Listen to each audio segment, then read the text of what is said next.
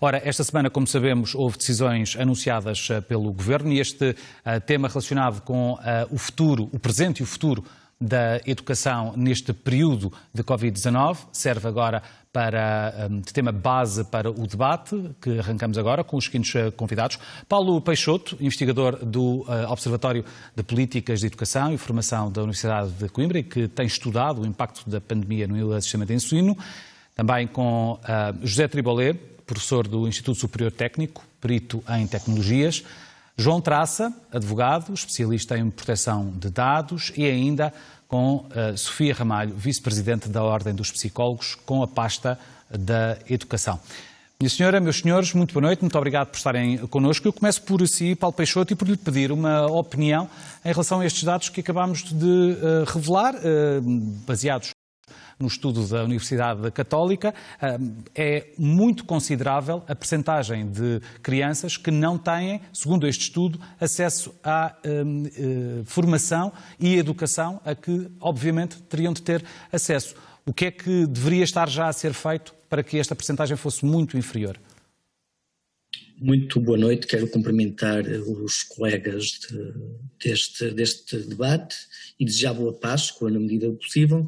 Respondendo diretamente à sua questão, Rodrigo, eu acho que há duas dimensões desse problema que devem ser analisadas. Por um lado, é uma evidência muito grande que o país, ninguém, estava devidamente preparado para fazer um ensino que não fosse presencial. É verdade que quanto mais elevado é o nível de ensino, mais as instituições estiveram capacitadas para assegurar o nível de ensino, ou seja, nós registramos no ensino superior acima de 90% de capacidade, digamos assim, para assegurar um ensino não presencial, mas depois, à medida que vamos descendo no nível de ensino, até ao pré-escolar, as percentagens vão baixando de uma maneira muito significativa. E, portanto, esse é um dado relevante que eu gostaria de destacar.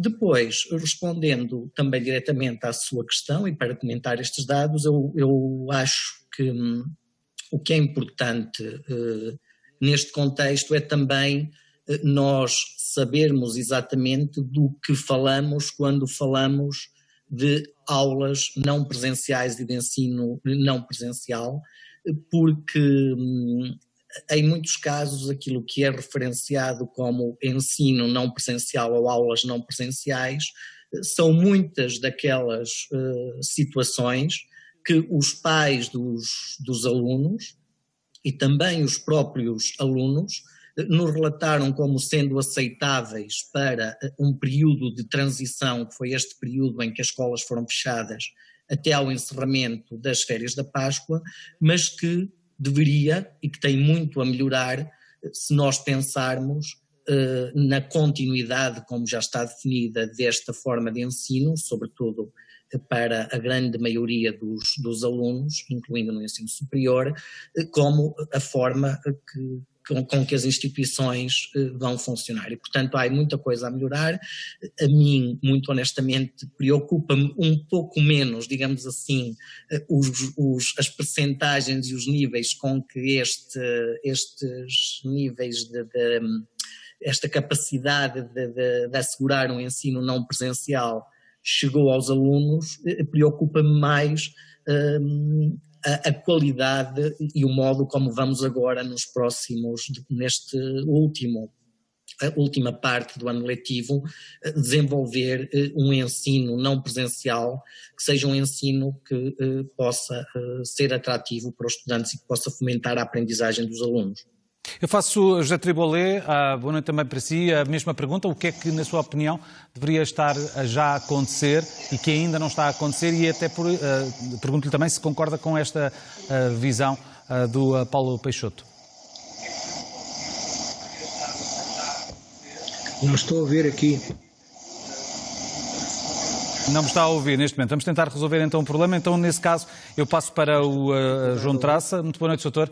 Para lhe perguntar, o senhor que é especialista em proteção de dados, neste período estamos a assistir a novas tecnologias a serem utilizadas para se fazer aulas à distância, para se dar a educação à distância, mas há vários alertas que a Comissão Nacional de Proteção de Dados fez nos últimos dias, nomeadamente relativamente à segurança do envio de documentação, a segurança de algumas aplicações. Como estamos todos ainda num período absolutamente novo, com que preocupações é que deveríamos estar, na sua opinião, nessa matéria? Boa noite, Rodrigo. Boa noite também aos restantes membros deste painel. Ainda à sua pergunta, eu gostaria de dizer o seguinte. Aquilo que a Comissão Nacional de Proteção de Dados veio fazer foi chamar a atenção para a utilização das tecnologias de informação no contexto do ensino à distância. Não veio propriamente emitir nenhuma decisão que esteja diretamente relacionada com a existência do Covid. Isto é, aquilo que a Comissão Nacional de Proteção de Dados disse foi: atenção, se nós queremos caminhar para este novo contexto em que as organizações e as escolas vão começar a utilizar o ensino à distância, é bom que não nos esqueçamos que temos que cumprir com uma série de requisitos legais e boas práticas ao nível da questão da proteção de dados. Ou seja, quando nós começamos uma escola não pode por simplesmente dizer eu vou utilizar a tecnologia A, B, C ou D. O que a escola deverá fazer é, em função do ensino que eu pretendo ter, qual é a tecnologia que faz sentido, que me permite respeitar os princípios da proteção de dados e cumprir com a normativa. E, em concreto, eu vou dizer aqui uma coisa muito simples, que é a coisa mais fácil para a maioria das organizações será ter a mesma tecnologia para todas as situações em que estejam a dar aulas. E aquilo que a Comissão Nacional de Proteção de Dados diz é, atenção, nós temos que utilizar a tecnologia que em cada momento faz sentido. Ou seja, será que eu necessito sempre, em todas as aulas, estar a ver a cara dos alunos, por exemplo? Porque quando eu estou a ver a cara dos alunos, estou a ficar com mais informação sobre eles. Por exemplo, este é o princípio da proteção de dados, que é, ao nível do tratamento de dados pessoais, devemos ter aquilo que se chama o princípio da minimização. Portanto, apenas devemos estar a recolher e a tratar os dados pessoais que são necessários para aquela finalidade. E, portanto, este era o primeiro alerta, digamos assim, que a Comissão Nacional de Proteção de Dados fez. Escolher as ferramentas certas para o modo de ensino certo. E como é que elas devem ser escolhidas, então? Repara, em concreto, enfim, a forma mais perfeita e mais estruturada de se fazer chama-se uma avaliação de impacto de proteção de dados, que basicamente é o equivalente a um estudo de impacto ambiental, mas aplicado à questão da proteção de dados. A própria Comissão Nacional de Proteção de Dados reconhece que as escolas e os estabelecimentos de ensino não estão preparados para isso e, portanto, aquilo que devem fazer é, junto dos fornecedores dessas tecnologias, tentar ter o máximo de informação possível para saber qual é a tecnologia que faz sentido utilizar. Eu gostaria também de referir um outro ponto que é muito importante abordarmos, que a Comissão Nacional de Proteção de Dados referiu, que é a questão do ensino, ou melhor, da utilização destas tecnologias para o controlo dos professores. O Código do Trabalho é muito objetivo no sentido de impor limitações ao controlo à distância da prestação de trabalho. E, portanto, estas tecnologias não podem ser utilizadas para controlar a performance dos professores. Algo que, provavelmente, para muitas pessoas poderia ser visto como uma grande oportunidade para controlar os professores, mas é bom que tenhamos noção que a legislação não permite. E aqui não é só a questão da legislação da proteção de dados, é a própria legislação laboral. Nós já vamos falar sobre isso, de facto tinha pensado também falar sobre isso, mas já vamos deixar para daqui a pouco. Deixe-me avançar para um primeiro comentário de Sofia Ramalho, vice-presidente da Ordem dos Psicólogos e especialista neste campo da educação, para lhe perguntar se vê algum tipo de problemas de médio ou longo prazo para casos como estes de muitas crianças do primeiro ciclo que, segundo este estudo da Universidade Católica Portuguesa, não conseguem ter acesso à educação numa fase da vida destas crianças que é tão inicial e tão importante para o início do cimentar de conhecimentos básicos. Boa noite aos telespectadores, aos Páscoa também. Relativamente à questão que coloca, eu penso que o Paulo referia-se a este período de tempo ainda antes do reinício do terceiro período que está previsto agora para terça-feira. mas é um facto que existem riscos de exclusão se estivermos a falar de famílias que não têm acesso à internet e, portanto, não podem usufruir do ensino à distância por essa via. Existem outras vias alternativas que podem ser utilizadas, nomeadamente a televisão, a rádio, enfim, e isto implica da parte das escolas também conhecer a realidade das famílias e poder fazer também alguns ajustes em função dessa realidade. Portanto, prevê-se agora que a partir de terça-feira que todos os alunos, incluindo os alunos do primeiro ciclo, possam ter acesso, ainda que não se possa garantir um acesso, enfim, para todos do mesmo modo. É importante que, de facto, se previnam as situações de exclusão social, que normalmente esta situação de educação à distância não consegue prevenir na totalidade, mas temos que, pelo menos, minimizar esses riscos. Assim como minimizar, por exemplo, os riscos do próprio abandono escolar precoce, porque enfim, é importante estarmos atentos e rastrear estas situações. O facto de esta situação ter acontecido em meados do mês de março poderá levar, e agora sim retomo a conversa com o José Tribolé, que julgo que tecnicamente já está em condições para poder entrar nesta emissão especial. Perguntava eu se o facto de isto ter acontecido a meio do segundo período tem de levar os pais a aceitarem que pelo menos parte da matéria não foi dada e esperar que pelo menos haja a possibilidade de recuperação neste terceiro período à distância e, portanto, o adquirir de conhecimentos acabe por se dar neste terceiro período com aulas à distância? Bem, eu não sou especializado nestas áreas de ensino, estou no ensino universitário, onde a realidade é bem diferente. E, portanto, os meus colegas, os professores do ensino básico, secundário, etc., estarão mais qualificados para para responder a perguntas desse tipo.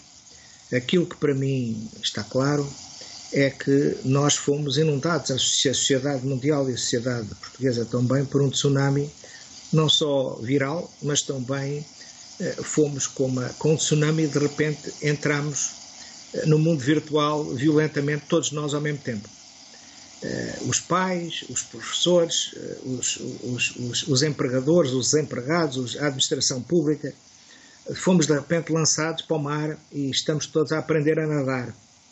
Alguns se afogarão, outros não, mas a verdade é que daqui vão sair enormes aprendizagens em todos os domínios. Por exemplo, no que já se falou hoje, no domínio da proteção de dados e quais as melhores tecnologias, soluções, metodologias que virão a ser adotadas. Como é que nós passamos do ensino puramente presencial para um ensino em que damos aulas à distância, que é o que se está a falar agora, para um ensino realmente híbrido, onde temos parte de ensino assíncrono à distância, parte de ensino síncrono à distância e parte de ensino presencial, que vai continuar a ser muito importante, e como é que os pais também vão viver isto e o tipo de acompanhamento que vão passar a fazer, quer queiram, quer não, dos seus filhos, e se calhar mais próximo do que era até agora, e a atitude dos próprios estudantes nisto, e dos funcionários das escolas, e dos professores, e dos funcionários do Ministério e do poder político. Acho que todos nós estamos metidos de repente fomos atirados ao mar e está tudo a aprender a nadar.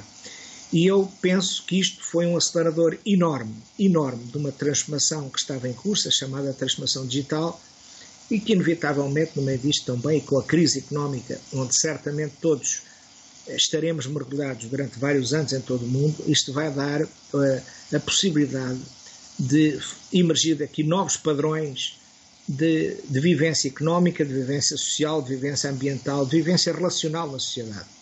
Eu acho que há muita coisa positiva que se pode vir a retirar destes terríveis acontecimentos que nos estão a submergir. Há muita coisa positiva que se pode retirar, queremos nós fazê-lo. Como por exemplo, coisa positiva, como por exemplo? Por exemplo, o simples facto que não fora isto, e nós iríamos estar 20 ou 30 anos com estudos no Ministério da Educação e recomendações metodológicas e malta das ciências de educação a explicar como é que se devia fazer, como é que se devia sensibilizar, e de repente nós estamos todos a fazer coisas boas, coisas más, e cria uma diversidade de experiências, de oportunidades, de conhecimentos, quer dizer, todos nós estamos a aprender e vai haver a fazer experiências diferentes. Isto vai dar uma base para a inovação, para a melhoria brutal, que nós iremos aproveitar com certeza, com certeza. E não é uma coisa dirigista, centralizada, é uma coisa que vai combinar a vivência de baixo para cima das pessoas, dos cidadãos, das famílias, das escolas, das autarquias, importantíssimas nisto tudo, e uma visão top-down, de cima para baixo, que é um sistema educativo que tem regras, que está num país que pretende ter determinados conteúdos, transmitir determinados valores. Isto é a mesma coisa nas empresas, não é? A maior parte das empresas e instituições de repente viram-se confrontar com o facto que os seus trabalhadores estão a fazer trabalho e não estão no local de trabalho. E surpreendentemente há muitas experiências muito positivas que estão a viver onde se diz: nós estamos a fazer reuniões de uma forma muito mais eficiente que antes. Perdemos muito menos tempo, não só em viagens. Perdemos muito menos tempo em fofoqueiras, em estar ali, olha, vou tomar um café, interromper as reuniões. Portanto, nunca mais nós vamos ter vida empresarial como antes, vida do trabalho. Nunca mais nós vamos olhar para a ocupação do espaço nas empresas, na administração, da mesma maneira. Para que é que precisamos daquele espaço todo?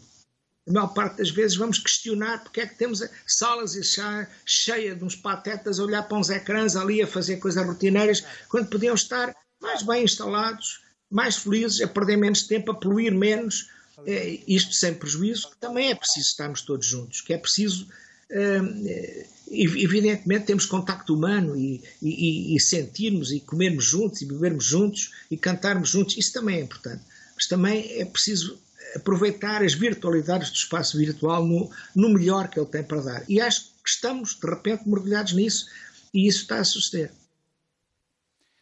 José Tribolli falava há pouco de um sistema misto, que é o que antevê que venha a acontecer no futuro. Paulo Peixoto também concorda com um sistema misto que tenha de vir a acontecer, um sistema híbrido, e de que forma é que ele deveria ser implementado e por quem e com que tipo de regras? Isto no sistema educativo, obviamente. Respondendo à sua questão, Rodrigo, queria só pegar numa outra que foi colocada também por si e que neste momento considero, acho que, e tenho a certeza que é um sentimento também partilhado pela generalidade dos pais e dos educadores, que o cumprimento das metas curriculares e dos programas do que resta do ano letivo não é uma prioridade absoluta.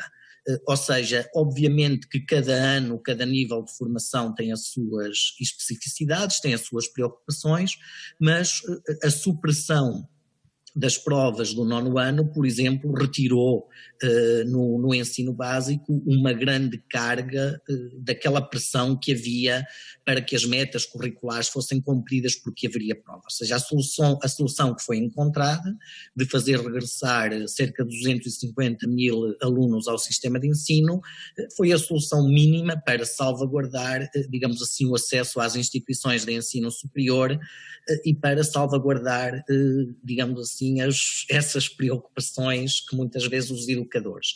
Relativamente a esta questão que me coloca agora do sistema misto, ou seja, eu acho que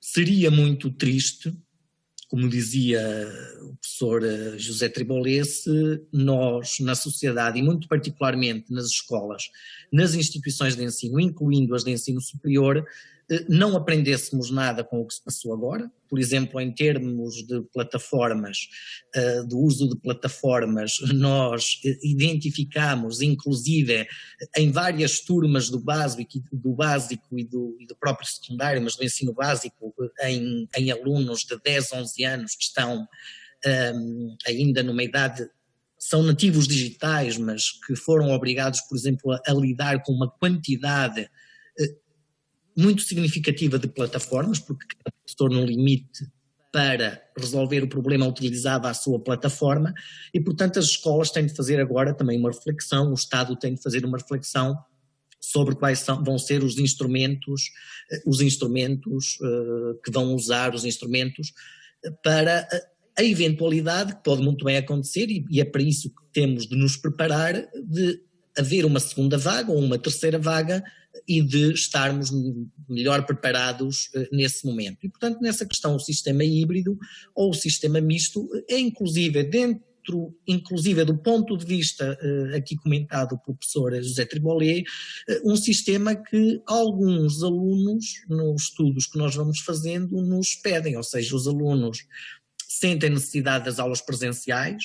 Por exemplo, só para dar um exemplo ou dois, no ensino superior, a maior insatisfação, obviamente, por este sistema de ensino, vem dos cursos da área da saúde, que tem uma componente de uma formação mais prática, ou dos cursos da área dos serviços, como o desporto, a hotelaria, em que este sistema não corresponde e precisará sempre muito de aulas presenciais, de aulas práticas, mas temos outros cursos, como também temos isso em anos do ensino básico e secundário, em que os alunos ou estudantes nos dizem que aquilo que está a ser feito agora preencheria até com mais vantagens em termos de assiduidade, em termos de aproveitamento, aquilo que a escola tem vindo a fazer. E, portanto, eu acho que uma das coisas, entre várias outras, a questão das desigualdades, que me é muito cara e que a Sofia falou, seria outra, mas não vou agora focar-me nisso, mas uma das coisas que nós temos forçosamente de discutir, que teremos forçosamente de aprender com isto,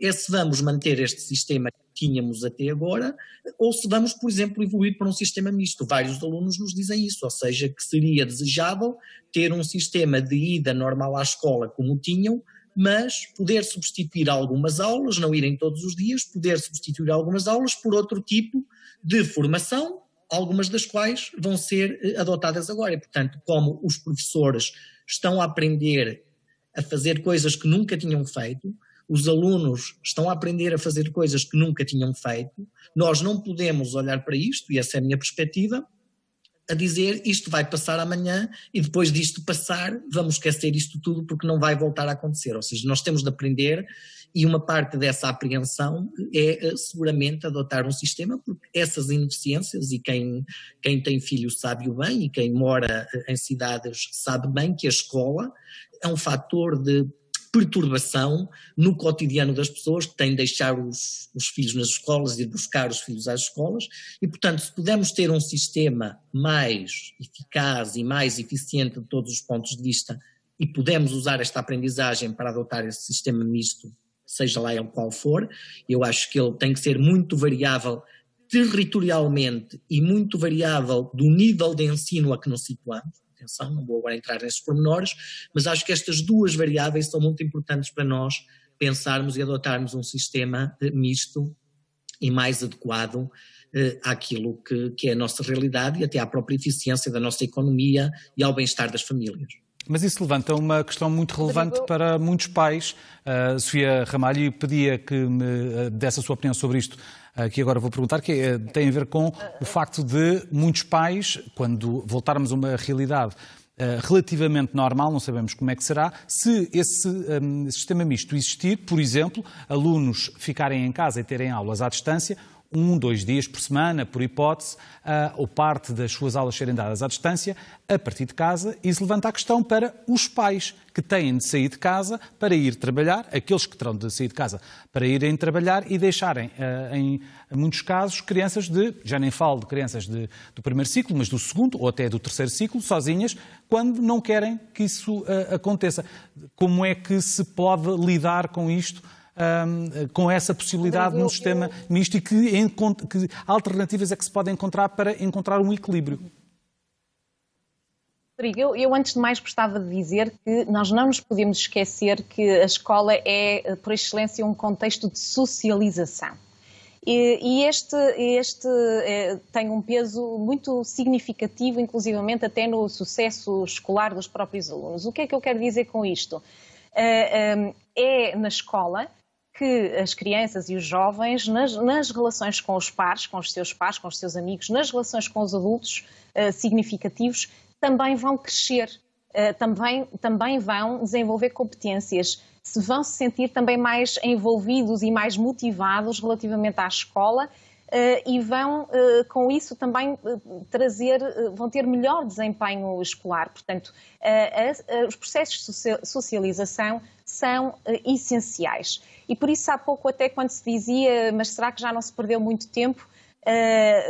Eu penso que nós, até com o dado que o Paulo aqui deixou sobre não haver provas de aflição, nós temos que ter uma reentrada no terceiro período cautelosa, numa perspectiva de que as famílias estão-se a adaptar, porque temos muitos pais que estão em teletrabalho, as crianças também ainda se estão a adaptar, têm que se adaptar a novas tecnologias, mas estão a somar uma ansiedade que é própria do crescimento normal das crianças, então adolescentes também muito com o isolamento em casa e a ansiedade que isso gera, com as novas tecnologias e o ter que se adaptar, com incerteza em relação ao futuro. Portanto, há aqui um conjunto de emoções que estão ao rubro e que vai ser necessário ajudar a integrar e, portanto, nós não estaremos a perder tempo, estamos sim a ganhar tempo se nós dermos espaço a isto. E então, a partir da próxima semana,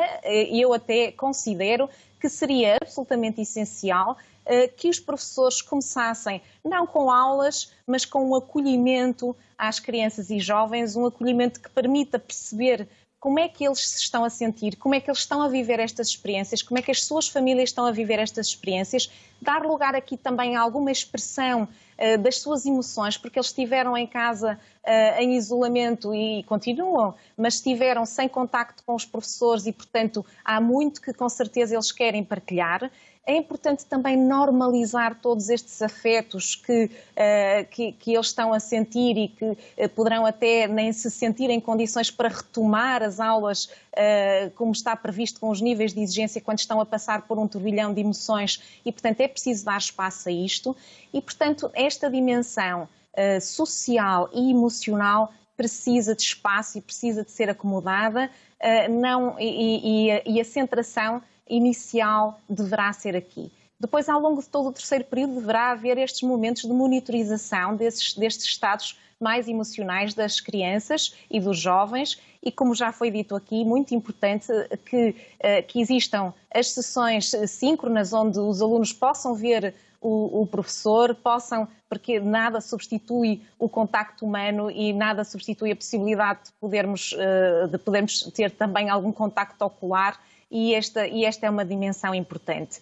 E por isso é preciso ser acomodada. Portanto, quando fala na questão do regresso e de como é que isto poderia acontecer se fosse no modelo misto e se este modelo misto se perpetuasse, estas dimensões mais sociais e emocionais têm que ser consideradas, porque, enfim, também não é razoável que não existam oportunidades de socialização direta na escola, portanto, isso é importante. E provavelmente as opções sobre se ficam em casa ou se vão para a escola estarão muito relacionadas quer com a idade das crianças e nível de escolaridade, quer até com as próprias maior ou menor autonomia da criança e, portanto, isto vai, no fundo, de futuro, também ter que ser considerado neste tipo de opções e, portanto... E já agora deixe-me só perguntar para desenvolver essa sua ideia, Sofia Ramalho. As crianças mais novas, claramente, posso depreender das suas palavras que acha que as crianças mais novas têm de manifestamente manter a carga horária normal e que, à medida que elas vão aumentando de idade, pode-se ir reduzindo a carga horária de aulas presenciais, é isso? Em nenhum dos casos, seja em que idade ou nível de escolaridade for, em nenhum dos casos nós podemos fazer aqui uma reprodução no modelo à distância de tudo o que acontecia no modelo presencial. Portanto, aqui também se inclui os horários. Portanto, não é adequado manter exatamente os mesmos horários ou manter o mesmo número de aulas ou o mesmo tempo de aulas que numa situação presencial. O que é aconselhável é nós começarmos, por exemplo, em cerca de 20 minutos nas crianças mais pequenas e podermos ir até aos 40 minutos quando estamos a secundário. Mas mesmo neste tipo, quando falamos aqui em tempos, nós depois temos que ver as diferentes possibilidades de trabalho. Portanto, o José falava na questão das aulas síncronas e assíncronas. Esta é uma questão também importante, porque não é possível manter os mesmos níveis de atenção todo o tempo numa aula de um mesmo modo. Portanto, é importante aqui alternar também o tipo de atividade que se está a fazer e dar espaço também para o trabalho autónomo dos jovens. Veja que quando nós estamos a falar do ensino por esta via, se nós tivermos o professor sempre a fazer uma aula mais expositiva, está tudo centrado no professor, portanto a atenção está centrada no professor. E nós precisamos de criar aqui oportunidades para que o aluno tenha um papel ativo na sua aprendizagem, e para ter um papel ativo é importante que ele possa ter, por exemplo, tarefas de exploração, em que possa ser ele a explorar informação sobre um determinado assunto e que faça, por exemplo, até pequenos projetos, portanto não tem que ser tudo num formato de aula mais tradicional. E é também importante que o faça, por exemplo, em pequenos grupos de trabalho, porque vai ser essencial manter o trabalho cooperativo entre os pares para que este ensino aconteça com eficácia, porque eles precisam desta interação com os pares para validarem parte do seu trabalho, para crescerem discutindo e resolvendo problemas e encontrando soluções para as situações, desenvolvendo ali a criatividade, e isto deve acontecer também em trabalhos de grupo, enfim, e de exploração mais autónoma, quer pelos grupos, quer individualmente depois pela criança ou jovem. Deixe-me voltar agora a João Traça, que é especialista em proteção de dados, para lhe perguntar, Sr. se os pais que tenham medo de que os seus filhos tenham aulas e ensino à distância e tenham medo de proteção de dados, da imagem dos filhos ser utilizada para fins que não são propriamente lícitos, que são ilegais, etc. Há muitas pessoas com muitos medos em relação à utilização de meios de tecnologia porque não sabem o que é que pode, qual é o grau de segurança e também porque são, de alguma maneira, info-excluídas. Esses pais podem, há algum tipo de mecanismo legal que possa levar os pais a protegerem-se na lei para dizerem: eu não quero os meus filhos a terem aulas à distância, eu quero que eles vão para a escola porque não quero que eles corram riscos em matéria de proteção de dados? Bom, uma vez, estamos a falar, por exemplo, de crianças abaixo de 13 anos e naquelas situações em que o tratamento dos dados, ao abrigo dessas tecnologias, é efetuado com base no consentimento portanto, na lei chama-se o consentimento do titular dos dados, nesse caso, para facilitar, seria o consentimento da criança. O consentimento da criança é dado através dos pais. O que significa que, por exemplo, para crianças de menos de 13 anos, a resposta está dada.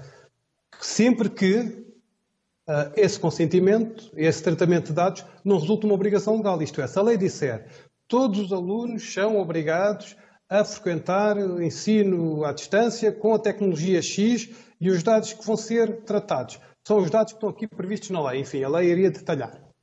Nessa situação, os pais não poderiam opor-se, porque há um imperativo legal que é cumprir com a lei. Porém, há situações, e que é o que hoje em dia nós temos, em que as escolas estão todas, digamos assim, numa situação de tentar encontrar a solução possível. Nenhuma delas pensou verdadeiramente sobre os impactos na proteção de dados que a tecnologia que estão a utilizar está a ter e, portanto, a maioria dessas escolas não poderá obrigar, digamos assim, os alunos a utilizar aquela ferramenta ou aquela tecnologia para assistir aos dados, para assistir às aulas. Portanto, isto para responder à sua pergunta quanto ao consentimento. A partir do momento em que se tem mais de 13 anos, a decisão, este consentimento, atendendo a critérios de razoabilidade, já será da responsabilidade do aluno. O que é importante nós termos noção?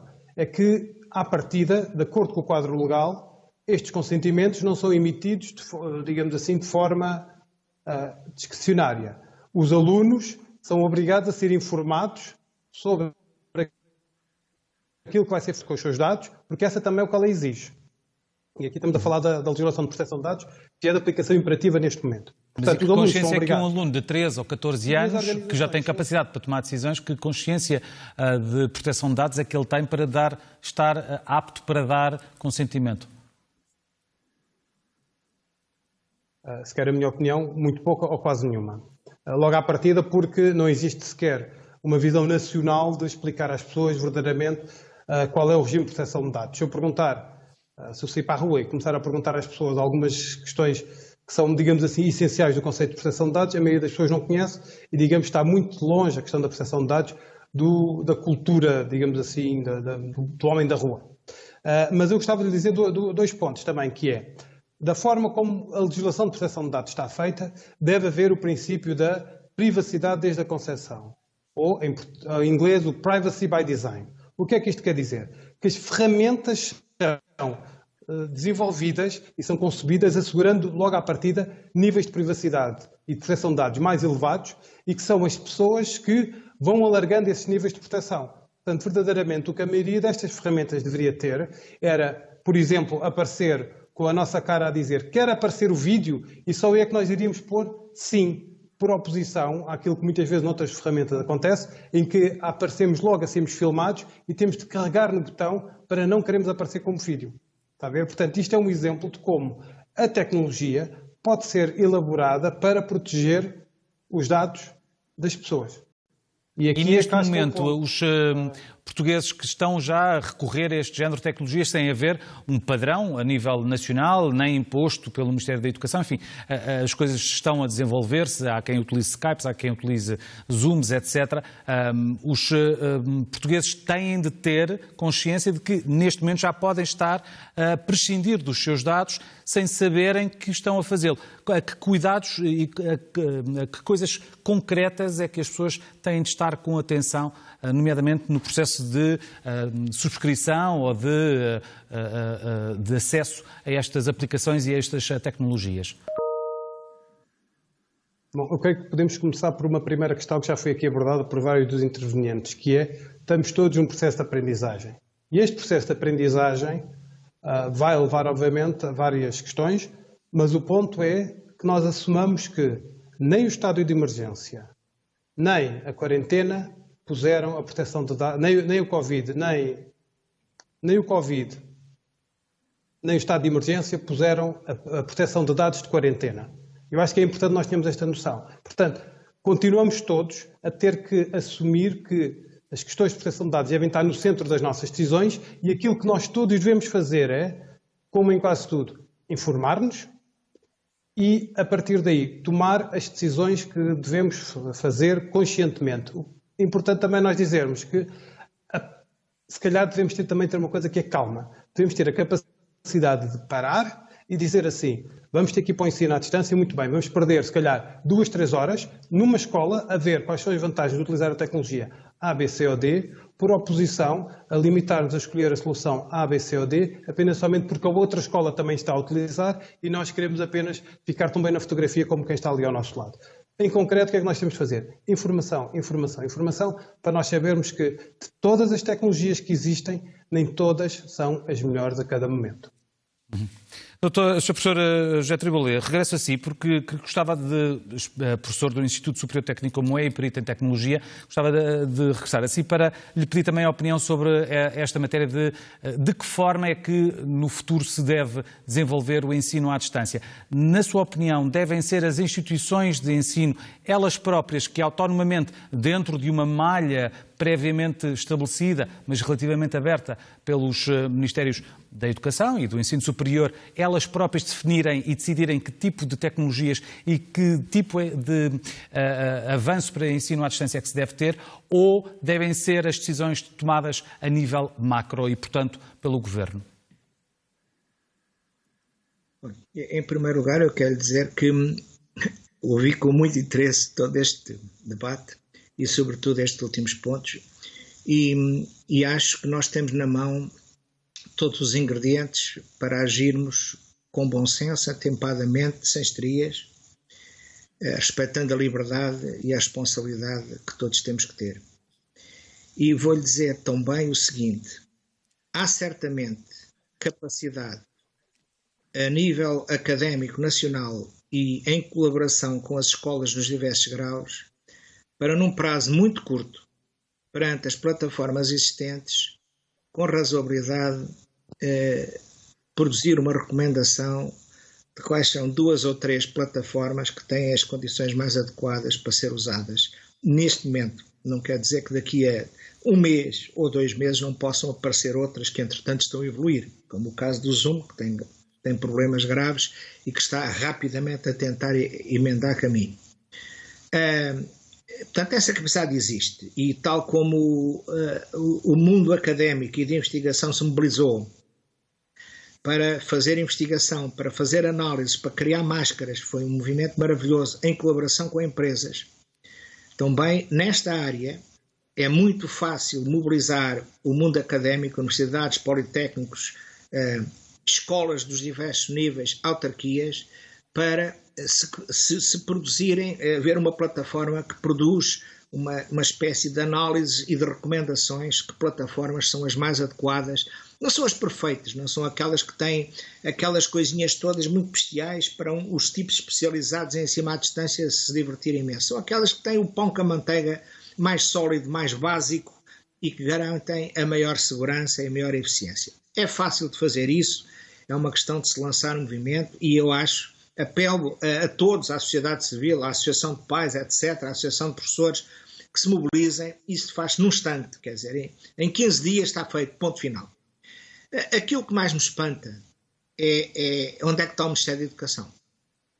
Porque eu disse no princípio, isto é uma oportunidade para nós aprendermos e conjugarmos a criatividade de base, enfim, e viva a democracia e viva o povo a trabalhar. É o que está a suceder. Nós estamos a viver uma vivência extraordinária, democrática, no espaço virtual. E daqui vai resultar muitas aprendizagens. E depois isto tem que ser estruturado, regulado a vários níveis, não é? E compatibilizado com leis, que o país tem que ter leis e normas, e aí há instituições como o Ministério da Educação que deviam estar a fazer coisas. Eu não faço ideia se estão a fazer ou não, mas que o silêncio realmente é ensurdecedor, é verdade. É verdade. Não compreendo como é que não há uma palavra, não há nada, até parece que não há competência dentro do Ministério da Educação, que não é verdade, porque há. Já agora quero dizer que a nível académico e universitário, a Fundação de Ciência e Tecnologia, não é? Que herdou a antiga Fundação de Cálculo Científico, tem uma plataforma, por exemplo, a plataforma Colibri, que é usada massivamente por todo o mundo académico e de investigação nas suas conferências, e é seguro. Não é? Não faço ideia se tem a capacidade para poder aguentar de repente o resto do sistema de ensino todo. Não faço ideia, mas posso lhe dizer que no técnico e noutras universidades, não é? Movimentou-se em 4, 5 dias todo o sistema, e a maior parte da malta está a usar a Colibri, depois outros começaram a usar outras coisas que têm outras facilidades. Eu já agora queria prestar uma homenagem muito séria ao reitor da Universidade de Coimbra e ao reitor da Universidade de Lisboa, que nesta crise tomaram, antes de todos os outros, medidas de caráter importantíssimo para salvaguardar a saúde de nós todos e, ao mesmo tempo, para promover e dirigir a transferência da nossa capacidade e do nosso esforço para o mundo virtual para continuar o ensino. São um exemplo de liderança. E realmente volto a dizer, eu lamento que a nível do Ministério da Educação nós não tínhamos visto até agora nada a este nível. Há com certeza capacidade, mas falta ali qualquer coisa. Mete muita impressão. Paulo Peixoto, o que é que gostava de ter visto a este nível da parte do Ministério da Educação, mais do que aquilo que tem visto até agora?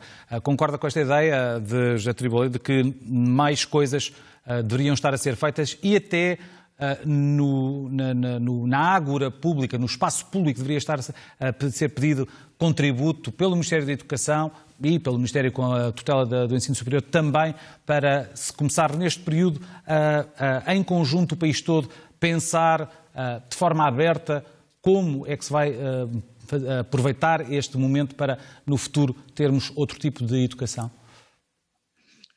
Bem, eu pegava até precisamente no tributo que o professor José Tribolé prestou aos reitores das duas universidades, a de Coimbra e a de Lisboa, dizendo que para além do tempo em que, digamos assim, eles tomaram essa iniciativa de terem ido à frente daquilo que depois se veio a fazer, é de louvar o esforço que tem vindo a ser feito para que o ensino à distância que está a ser ministrado tenha cada vez mais qualidade. Nós temos acompanhado isso e esse esforço é de facto louvável. E pegava nisto para responder à questão que o Rodrigo coloca, porque quando há pouco, enfim, todos nós convergimos aqui assumindo, todos nós, que ninguém estava preparado para isto e que há uma necessidade de aprender, eu diria que as famílias, e eu tenho 2 filhos em idade escolar, no pré-escolar e no ensino básico, e portanto as famílias também tiveram de fazer esta aprendizagem do que é estar em casa em teletrabalho, e mais de 60% das famílias com crianças passaram a estar em casa em teletrabalho quando só cerca de 15% antes já recorriam regularmente à prática do teletrabalho, mas as famílias também têm estado a aprender este novo universo de funcionamento. E o Estado tem também de aprender, obviamente, que o Estado, através de políticas ativas, tem de desenvolver, por exemplo, políticas que sejam, enfim, concebidas pelas famílias como atrativas para, num futuro, eventualmente num sistema misto ou num sistema diferente, poderem pensar em organizar as suas vidas com determinados apoios do Estado, com determinadas políticas públicas, para que essa necessidade de ficarem em casa, porque as mães é que pagaram nestes 15 dias que antecederam as férias, foram elas fundamentalmente as mães que pagaram a fatura desta necessidade dos pais prestarem um auxílio adicional às crianças que ficam em casa, e portanto o Estado tem também de aprender e tem de se reinventar. E, portanto, agora deixe-me só interrompê-lo, Paulo Peixoto, porque está a dizer as mães, porque tem estudo feito precisamente que lhe permite dizer exatamente isso. E eu propunha que mostrássemos esse gráfico que mostra que as mães foram muito mais relevantes nesse papel de acompanhamento dos filhos do que os pais. Quer falar-nos deste gráfico? As mães que, enfim, que já pagam, neste gráfico exatamente, as mães que já pagam, digamos assim, uma fatura elevada pelo trabalho que têm em casa foram o principal apoio, ou seja, uma larguíssima percentagem dos alunos do ensino básico, portanto do segundo ciclo e do terceiro ciclo fundamentalmente, reportaram-nos a necessidade de apoio que tiveram em casa para fazer os trabalhos, sobretudo a portuguesa e a matemática, e fundamentalmente, ou seja, 3/4 dos alunos precisaram de ajuda durante este período inicial, antes das férias da Páscoa, de ensino não presencial, e foram as mães fundamentalmente a assegurar esse apoio. Na matemática, os pais, homens, entraram um bocadinho e a presença das mães diminuiu, mas na generalidade os apoios foram precisamente as mães que deram esse contributo e que deram esse apoio em termos das explicações necessárias e do apoio de ver e-mails, ou seja, por exemplo, muitas escolas aderiram na emergência à plataforma Google Classroom, foram as mães que criaram os e-mails, e portanto nós temos os relatos dos estudantes que nos fizeram isso e que nos manifestaram enfim, está aí expresso de uma maneira gráfica com base nas respostas dos alunos. E já agora deixe-me só também chamar a atenção para o outro gráfico que temos do vosso estudo, que é também muito interessante, que tem a ver com as vontades dos alunos inquiridos em estar em casa, voltar para a escola ou não. Quer falar-nos também destes resultados do vosso estudo? Agora sim, ou seja, o que é que nós, um certo paradoxo que há aqui, ou seja, os alunos do segundo ciclo são aqueles que mais valorizam, digamos assim, de todos a aula presencial em si enquanto aula. Agora, a escola é aquilo que a Sofia dizia há pouco, é muito mais do que a parte letiva, é na escola que se faz essa socialização, e isso é também muito importante, por exemplo, no ensino superior. E, portanto, o que a gente constatou é que quanto mais elevado é o nível de ensino, quanto mais elevado é o nível de ensino e quanto mais elevada foi a insatisfação nesta curta experiência de ensino não presencial, mais os alunos do quinto ao universitário nos dizem eu quero ir para a escola amanhã. Ou seja, este isolamento,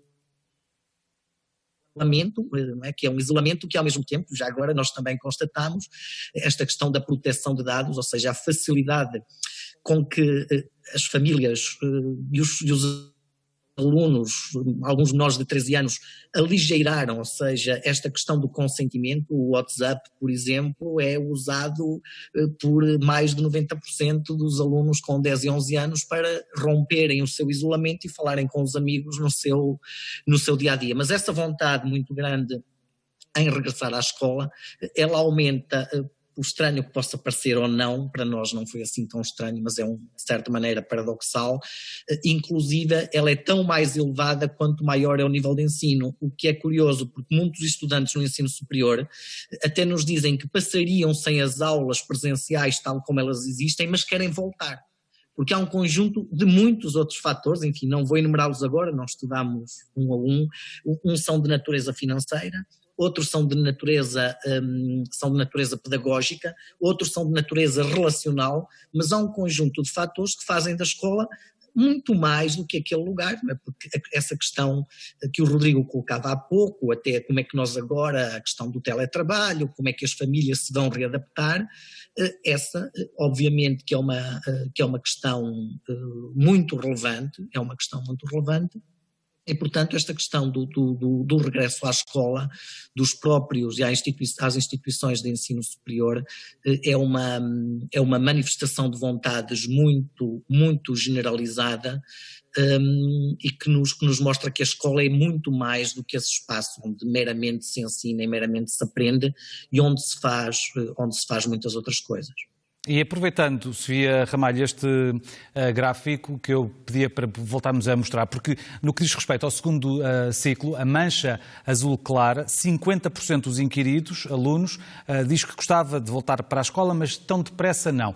E isso levanta o problema para pais também. Obviamente que estamos nesta situação, não sabemos quando é que poderemos sair disto, nem em que moldes, etc. Mas isto levanta numa perspectiva de futuro, para se houver uma replicação de alguma maneira e um desenvolvimento do ensino à distância, levanta o tal problema que eu falava há pouco para os pais, que já existe de alguma maneira neste momento, que é eles estarem em casa com crianças e a darem, permita-me a expressão, um bocadinho em doidos. E nós ainda esta semana mostrávamos na SIC reportagem com pais e com o testemunho de pais a dizerem que é quase impossível, se não mesmo impossível, estarem a trabalhar, em teletrabalho, e terem de estar a ensinar as crianças, filhos, e ao mesmo tempo a acompanhá-las durante o dia. Isto levanta problemas do foro psicológico e, pergunto, emocional? Uhum. Eu começava por dizer que não é nada estranho portanto, estes resultados são mais ou menos expectáveis. Nós sabemos que a partir do início da adolescência o foco está mais nas relações com os pares e há mais autonomia face à relação com os pais e, portanto, é natural que à medida que eles, portanto, que entram na adolescência e que vão avançando pela adolescência, de facto queiram mais rapidamente voltar à escola para estar presencialmente com os seus amigos. Relativamente à questão que coloca do teletrabalho, é um facto que nós temos, enfim, que esta é uma situação muito difícil para as famílias, é muito difícil conciliar o trabalho com o apoio ao estudo. Eu penso que as famílias vão sentir isso ainda de uma forma muito mais forte agora, a partir desta semana, porque aquilo que aconteceu antes ainda foram pequenas experiências em que os pais tiveram que acompanhar os seus filhos, independentemente de eles serem mais autónomos ou menos autónomos, mas é muito exigente para os pais que estão em teletrabalho poderem conciliar as duas coisas. É importante, de facto, como dizia o Paulo, que existam políticas públicas por parte dos empregadores que facilitem o teletrabalho. E, portanto, é importante que isto não é só uma questão de adaptação das próprias famílias, é também uma adaptação que tem que ser gerada por políticas públicas que permitam que isto aconteça com menos ansiedade, com menos frustração. É difícil de conciliar. Nós estamos, tem ideia? Quer deixar sugestões sobre políticas públicas? Poderiam ser essas? Por exemplo, o horário de trabalho ser mais flexível, o número de horas de trabalho poder ser diferente, criar-se aqui oportunidades de articulação entre os momentos de apoio ao estudo e os momentos de trabalho, por exemplo, são algumas das possibilidades. Mas, acima de tudo, é preciso, ou até a possibilidade dos pais poderem trabalhar menos horas, mas haver incentivos financeiros também para isso. É importante que se criem as condições para que isto aconteça. Deixe-me só ainda perguntar-lhe, ainda mantendo-me consigo, Sofia Ramalho, há uma questão relacionada com a capacidade de acesso a tecnologias que nem toda a gente tem. Eu, por exemplo, sou muito tecnológico e consigo há muito tempo estar habituado a fazer N coisas no mundo digital. Mas há muitas pessoas que são completamente info-excluídas. As políticas públicas também deveriam passar, antes de se avançar para a implementação de um sistema misto, híbrido, deveriam passar por formação e haver capacidade de capacitação dos pais para eles poderem acompanhar os filhos nesse processo de transição, porque estamos a falar de uma mudança de paradigma, não é? Naturalmente que sim, não tenho dúvidas em relação a isso. Era importante promover-se a literacia junto dos pais, junto dos alunos, junto dos professores. Não só a literacia no uso das novas tecnologias, mas nas questões de proteção de dados também, seria fundamental, de facto. Assim como também era importante que se promovesse a literacia até sobre as questões da saúde psicológica e da saúde mental. Eu acho que nós não podemos excluir, portanto, quando falamos aqui das diferentes áreas, nós não podemos excluir como é importante percebermos o que é que acontece connosco do ponto de vista psicológico, como é que nós saímos de uma crise, nos adaptamos a uma nova situação, como é que pais, professores, alunos, diretores de escolas, enfim, como é que vão fazer esta adaptação depois de sair de uma crise, depois de tanto tempo de isolamento, depois de passarem por situações até de perda de pessoas que lhes são queridas, em situações de luto, depois de tanto tempo afastados das pessoas, de um contacto físico. Como é que vamos promover esta literacia sobre isto e depois também o apoio psicológico aos alunos, aos professores, portanto, à comunidade educativa, aos pais, para este tipo de situações. Esta também é outra questão que nos deve preocupar e nós temos já, por exemplo, inclusivamente, alguns resultados de estudos que têm sido feitos com a experiência mais recente da China e sabemos que há impacto na saúde psicológica, que há impacto, por exemplo, nas situações de violência doméstica, impacto nas questões da saúde mental e, portanto, nós temos que nos preparar desde já, não é só quando regressarmos à escola, desde já para acolher, para monitorizar alterações de comportamento, para estarmos próximos dos alunos, das famílias, dos professores. Está-se a falar aqui das tecnologias, eles ficam muito expostos também nestas situações. Não são só os professores, são muitos professores, mas são também os alunos, mas são também as famílias que estão com eles em casa. E, portanto, nós temos aqui todo um conjunto de situações e de condições que temos de acolher e temos que prevenir com a ajuda. Por exemplo, as escolas têm... Deixe-me interrompê-la, Sofia Ramalho, porque nós temos estado quase a terminar e eu ainda gostava, só puxamos mesmo a terminar, ainda gostava de ouvir a opinião de João Traça precisamente sobre essa questão de proteger professores em matéria de avaliação. Falava há bocadinho que é essencial não ser utilizada a tecnologia para um Big Brother estar a avaliar os professores. Há essa tentação, portanto, na sua opinião?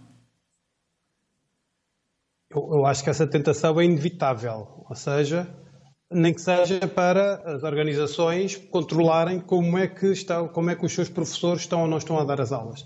Eu, de qualquer maneira, portanto, a tentação está lá, mas eu acho que neste momento, quer dizer, essa tentação poderá ser mais ou menos limitada, porque é uma questão de informarmos as pessoas e as organizações. Onde eu acho que há aqui um ponto muito relevante, digamos assim, é o facto de nós termos noção de que o mundo a seguir, nós vamos passar para um mundo em que vamos todos voltar ao mundo real, não digital, e portanto as organizações vão poder, ou não, fazer uma ligação ao mundo real. Eu acho que a Comissão Nacional de Proteção de Dados deveria, desde já, começar a dar explicações e informar as pessoas para permitir e facilitar a capacidade das organizações saberem como é que vão fazer quando os professores voltarem à escola, quando os alunos, por exemplo, num sistema misto, possam voltar à escola. Porque hoje em dia eu vejo questões como discutir se deve-se ou não se deve tirar a temperatura aos alunos ou aos professores quando chegam, aos trabalhadores em geral, quando chegam às organizações. Se devemos ou não devemos começar a fazer perguntas sobre o estado de saúde dos trabalhadores. E era bom que a Comissão Nacional de Proteção de Dados, não só no contexto escolar, mas em todo o lado, atribuísse e prestasse essa informação para que pudéssemos chegar a esse ecossistema, a essa informação suficiente para todos estarmos alinhados e percebemos que o mundo real também tem proteção de dados, não é só no contexto digital, e acho que isso era importante eu deixar esta mensagem.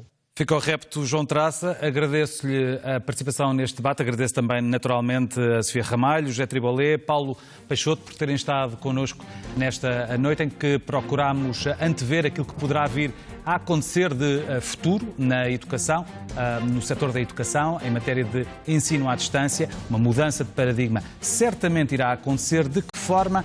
Ainda é uma discussão que vai ter certamente de continuar. Este debate fica por aqui. Já a seguir na SIC Notícias chega a Rosa de Oliveira Pinto com a informação do dia no Jornal da Meia-Noite.